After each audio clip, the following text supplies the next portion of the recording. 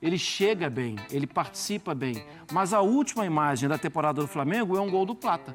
Sim, exato. Ainda tem o Plata. Fala pessoal, sejam muito bem-vindos ao Flamengo em Forma e agora vamos acompanhar as últimas novidades, muitas informações sobre o Mengão, sobre a chegada do Danilo, como é que estão as negociações, estão bem avançadas, e aí o Bruno Henrique vai sair do Flamengo, não vai, o que está acontecendo?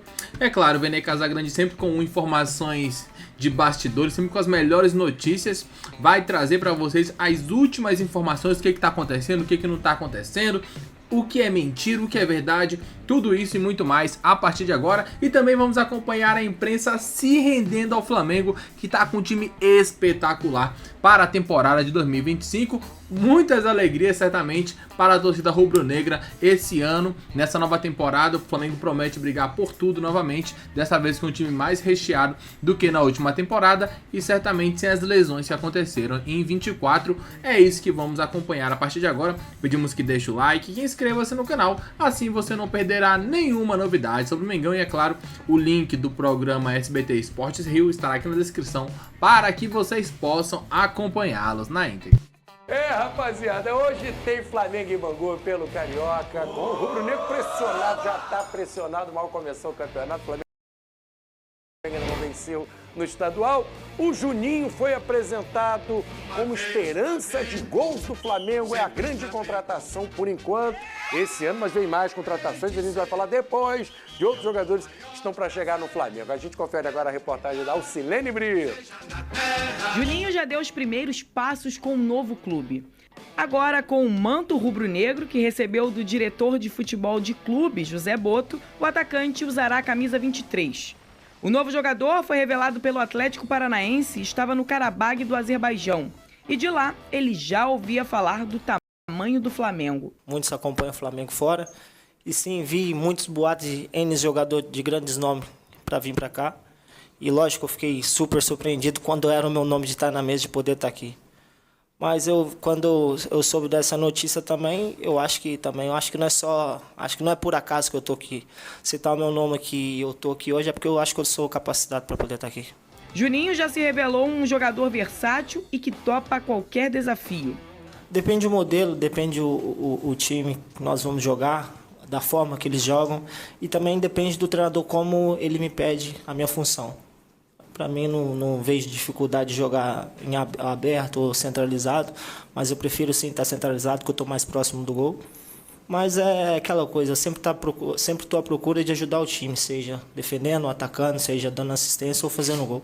Eu acho que as minhas características, é a velocidade, a pressão logo em cima dos centrais. Então, e não tem muito o que dizer, acho que muitos vídeos, o próprio Felipe que me acompanha, o Boto, sabe da minha capacidade. Juninho chega para substituir um dos principais ídolos do rubro-negro, o Gabigol.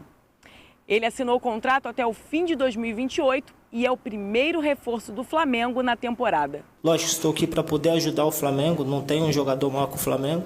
E se for dentro de campo, fora do campo, seja qualquer função que for, para ajudar o companheiro, principalmente o Pedro, que é um cara que é da minha posição hoje e eu respeito, admiro, sempre admirei ele, é o 9 da nossa seleção hoje para mim. E eu quero estar aqui pelo menos para ajudar, esse é o meu ponto principal. O atacante já conheceu o restante do elenco com quem irá conviver ao longo da temporada.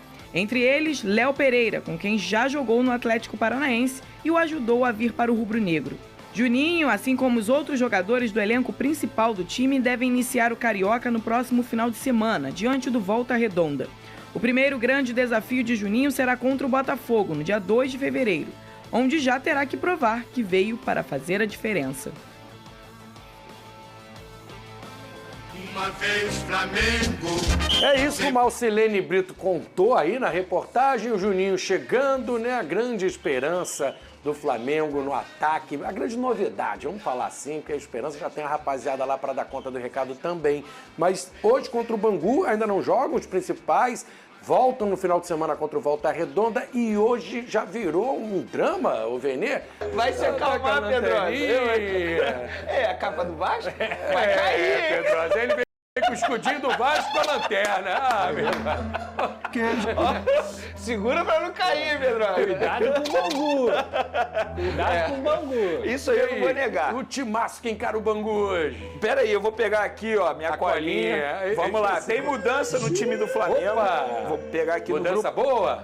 Eu considero boa. Eu acho até que nem deveria ter começado com esse jogador que vai ser reserva agora. Eu acho que ele já deveria ter sido reserva desde a primeira rodada. Mas vamos lá, o time do Flamengo para pegar o Bangu daqui a pouco, 7 horas da noite. Diogo Alves no gol, Daniel na lateral direita, Pablo e Cleiton. O Cleiton que jogou o amistoso contra o São Paulo nos Estados Unidos, voltou e vai jogar como titular. E o Zé Wellington na lateral esquerda, meio de campo sendo formado por Ryan e Fabiano, os dois volantes mantidos, e o meio de campo será o João Alves. E o Lohan foi deslocado para a ponta direita, o Wallace entra na ponta esquerda e o Carlinhos centralizado. Opa, cadê o Então, Thiaguinho? Cadê O Thiaguinho foi pro... Ele treinou entre as reservas. E assim, eu acho que o Kleber dos Santos acerta ao fazer isso. Nada contra o Thiaguinho, pessoalmente falando, mas não é jogador para ser titular nessa equipe. Eu acho que isso aqui que o Kleber dos Santos vai fazer, eu acho uma boa alternativa. O João Alves é um bom jogador, tá? É promissor, enfim, um jogador que sabe fazer. E aí nesse esse esquema papel. ele é o camisa 10 que a gente fala. É isso, ele seria o armador. Porque assim, o meio de campo ele vai ser formado por dois volantes e esse armador, que será o João Alves. O Lohan aberto. E o Lohan na aberto. direita. Exatamente. Inclusive, sobre o Lohan, um jogador que a gente vem mencionando aqui que existe a chance, e a chance é boa, de ele ser vendido ao CSK, o grande problema em relação ao Lohan é que eu não consigo definir qual é a posição dele no setor ofensivo. Uma hora ele joga de meia, outra hora ele joga aberto pela ponta, outra hora ele joga centralizado, outra hora é um atacante que fica flutuando, então ele precisa definir também a posição dele. Mas ele não joga mal aberto pela ponta direita, não é isso que eu estou querendo dizer. Eu acho até que o Kleber dos Santos acerta nessa mudança estratégica, pensando nesse jogo contra o Bangu, que será a despedida dele. Eu acho bom ele se despedir com uma vitória, porque a gente pôde ver aí uma série de mudanças na categoria de base do Flamengo e eu não tenho dúvidas que o José Boto está de olho nessa situação, pensando até mesmo numa mudança no comando técnico do Sub-20, que atualmente é do Kleber dos Santos. Ô Pedrosa, tem ali um certo drama por estar com a pontuação, né, lá embaixo, junto com o Bangu, pode virar lanterna. E depois vem, tudo bem, os jogadores, os principais voltam, mas aí vem uma sequência de clássicos, de final de Supercopa do Brasil. Então era melhor essa garotada entregar para o pessoal, para os principais que voltarem, uma situação um pouco mais confortável, né? Se você entrega o time com 4 pontos, na situação que está a tabela hoje, você ainda consegue respirar. Ainda dá com essa vitória em cima do Bangu para pensar em classificação de semifinal do Campeonato Carioca. Agora, se você empata ou perde hoje, são apenas 2 pontos com 4 rodadas. Você teria aí ainda alguns jogos para disputar, sendo que 3 clássicos. Então não tem garantia de resultado. Pode ser que nos outros jogos contra os pequenos, o Flamengo provavelmente vai vencer pela grande equipe que tem. Mas isso não garante também, porque o Volta Redonda, o Madureira, o Maricá e o Nova Iguaçu que estão lá na frente, eles podem vencer seus jogos também e cada vez mais se distanciarem dessa vaga aí. Além do próprio Vasco e o Botafogo estarem com 3 pontos na frente do Flamengo. O Botafogo com 3, o Vasco com 3, o Fluminense, se eu não me engano, tem 2 e o Flamengo tem 1. Então, assim, a vitória hoje é crucial para o Flamengo no Campeonato Carioca. A não ser que o próprio Flamengo entenda que o Campeonato Carioca também é para você não pensar muito. É aquele banho-maria, ó, a nossa temporada realmente começa lá para março, para abril, que são as grandes competições. Lógico que o Flamengo tem uma Supercopa agora, acho que até o Flamengo está encarando essa Supercopa com muito mais importância do que o próprio Campeonato Carioca, mas falando de matemática, pontuação, se o Flamengo não vence hoje, a chance é grande de não se classificar para as semifinais do Campeonato Carioca. A gente já viu em anos anteriores, quando o Flamengo não conquistou o Carioca, a pressão foi grande, teve protesto, técnico caindo, né? Quando o Vene falar de novidades aí de drone, o Danilo, Vene, decidiu voltar para o Brasil. Você acha que ele pode pintar mesmo para o Flamengo? A probabilidade maior de ir para o Flamengo e não para o Santos, ou de não vir para o Brasil? Como é que tá? Pois é, a informação que o Flamengo obteve dos representantes do atleta é que sim, ele está disposto a voltar ao futebol brasileiro e o Flamengo hoje está na frente.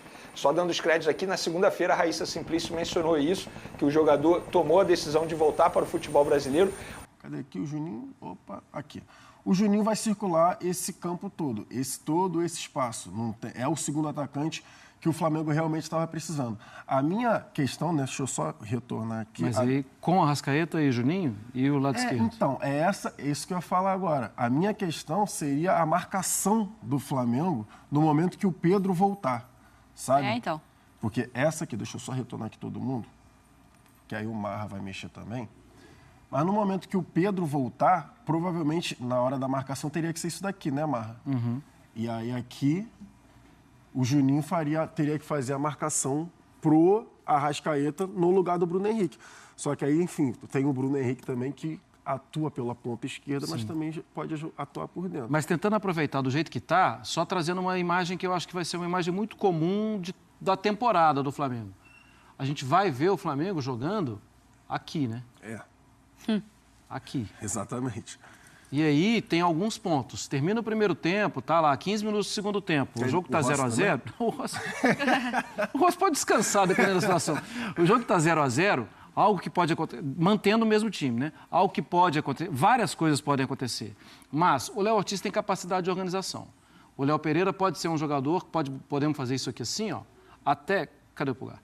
Até isso assim, ó. Isso. Que eu acho que ele tem mais capacidade de distribuição de bola. O Alexandre é um jogador que pode chegar na infiltração, mas aí eu já estou pensando menos no Juninho e mais a gente já usou o Bruno Henrique, vamos colocar o Michael. Porque aí o Michael não é um jogador... Pensa bem, qual é a grande característica do Michael? A grande característica dele é o drible, alta velocidade e espaço para correr. Aqui ele tem pouco espaço para correr. Então, o ideal, muitas vezes, é que ele seja lançado daqui, ou seja, acionado daqui. Tem uma troca de passes, espaço para correr. E aí ele pode ser o jogador para fazer a jogada, diria o Tite, nem é bom falar do Tite no Flamengo, mas diria o Tite terminal. Além de ter pensando também no banco de reservas, eu acho que tem um jogador bastante interessante aqui, que a gente vai ver mais. E o Alcaraz, ele é um tipo de jogador que pode dar controle, como dá o Dela Cruz, eu vejo menos. Mas eu acho que ele é um tipo de jogador de boa aproximação com a bola. E um outro ponto, desde a base, desde o Southampton, com pouco tempo de Juventus e tal, ele chega bem, ele participa bem. Mas a última imagem da temporada do Flamengo é um gol do Plata. Sim, exato. Ainda tem o Plata. Então tá aí, né, um pouco do que foi comentado, um pouco do que foi analisado, tanto pelo Vene, trazendo as últimas informações sobre o jogo de logo mais, e também essa escalação espetacular do time do Flamengo para a temporada de 2025. É um time recheado de bons jogadores, né? Ainda existe a possibilidade da chegada do Danilo, deve ser contratado, isso é quase certo, 90% de chance dele ser contratado. Tem o Vitão lá, zagueiro do Internacional, que tá negociando ainda. O Inter tá fazendo um pouco de jogo duro, que é uns milhões a mais. O Flamengo não tá disposto, a princípio, a oferecer aquilo que o Inter tá pedindo. E também tem a situação do Jorginho, né, que tá em negociações. O Flamengo foi bem mais discreto nessa janela de transferências em relação aos últimos 2 anos, pelo menos, onde fez grandes contratações, né? Esse ano já tem um time recheado, foi só trazendo jogadores pontuais para que essa equipe possa conquistar coisas grandes em 2025. Diz aí o que você está esperando desse Flamengo. Para você, qual será o time titular ideal para o Flamengo na nova temporada? Opinem abaixo e daqui a pouco voltaremos com muito mais informações. Obrigado a todos. Valeu!